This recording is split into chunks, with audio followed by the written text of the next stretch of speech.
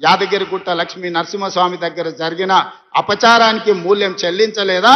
మన ప్రభుత్వం ఏర్పడ్డ నాడే బొక్కవూరులో పడి మక్కెలు ఇరగలేదా? మీకు తెలియదా? చేసిన పాపాలు ఎక్కడికి పోవు, మన ఎంబడే వస్తూనే ఉంటాయి నీడలాక. ఇవాళ పాపాలు చేసింది కాబట్టి మీ పరిస్థితి గట్లయింది. నేను అంటలేని మాట ఆ పార్టీ నాయకురాలే అన్నారు. ఏమన్నారు మిత్రులారా? మా పార్టీలో దయ్యాలు చేరనే. సొంతింటి బిడ్డ టీఆర్ఎస్లు ఉన్నోళ్ళు దయ్యాలని చెప్తుంటే సమాధానం చెప్పలేక దయ్యాల నాయకుడు ఫామ్ హౌస్ లో నిద్రపోతుండు.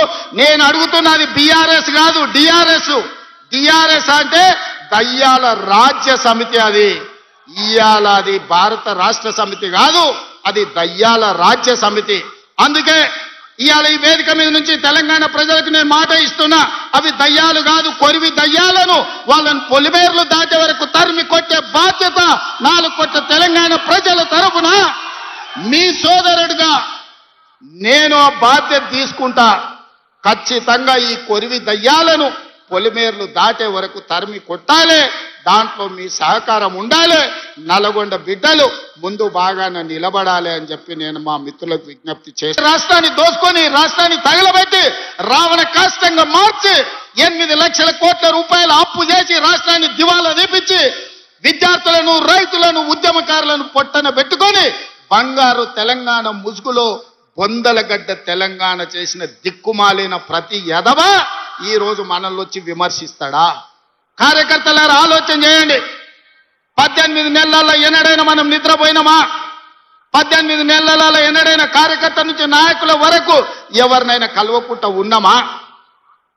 ఇవాళ ఎవరిని కలవకుండా చూసిన వాళ్ళు కలవకుంటోళ్ళు, మనం కాదు.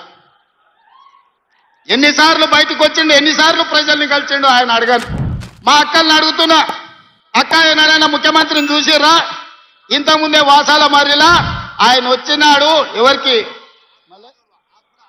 ఆకుల ఆగవ్వకు అల్లనేరేడు పండించిండంట. ఆ అల్లనేరేడు పండి తిన్నందుకు ఆమె పోయి దావకాండ పడ్డ. మా అక్క కూడా ఇక్కడికి వచ్చే ఉంటుంది నాకు తెలిసి. ఇవాళ వాసాల మరిలో ఇళ్ళని కూలగొట్టి శ్మశానం చేసి కూర్చున్నాడు. దాని ఆదర్శ గ్రామంగా తీర్చిదిద్దుతా అన్నాడు.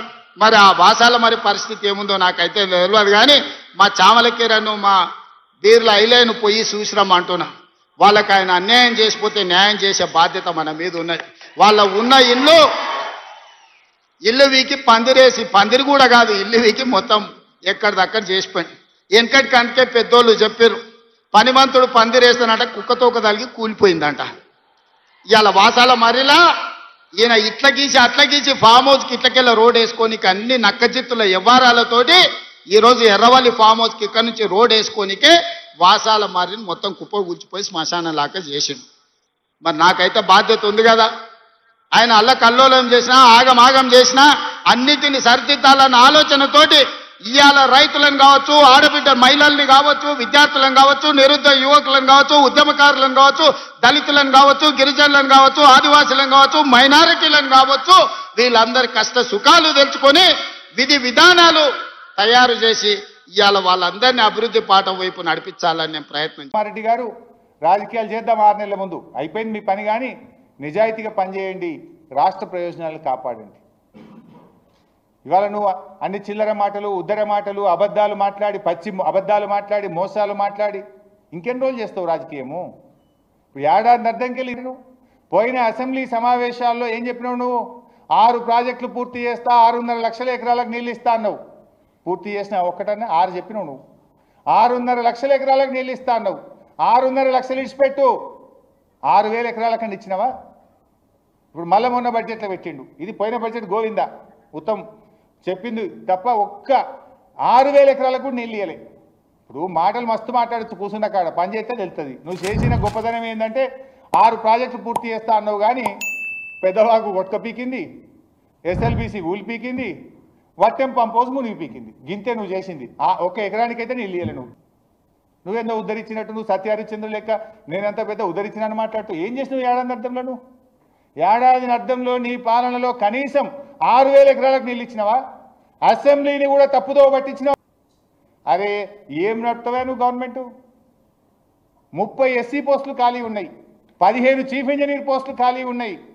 అలా ట్రిబ్యునల్ మీద వాదనలు జరుగుతుంటే ఐఎస్డబ్ల్యూఆర్కు చీఫ్ ఇంజనీర్ లేడు.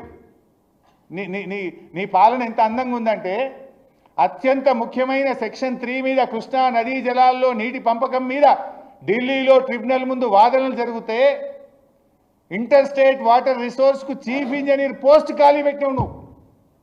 The post is vacant. SC కూడా లేడు, సిఈ లేడు, ఎస్సీ లేడు, ఈ వై కూర్చుంటున్నాడు. అంటే హౌ సీరియస్ యు ఆర్? అసలు నీకు ఆ సీరియస్నెస్సే లేదు. నీకు అర్థమవుతుందా అర్థమవుతలేదా? నాకు అర్థమవుతలేదు. ఎంత ఇంపార్టెంట్ సెక్షన్ 3.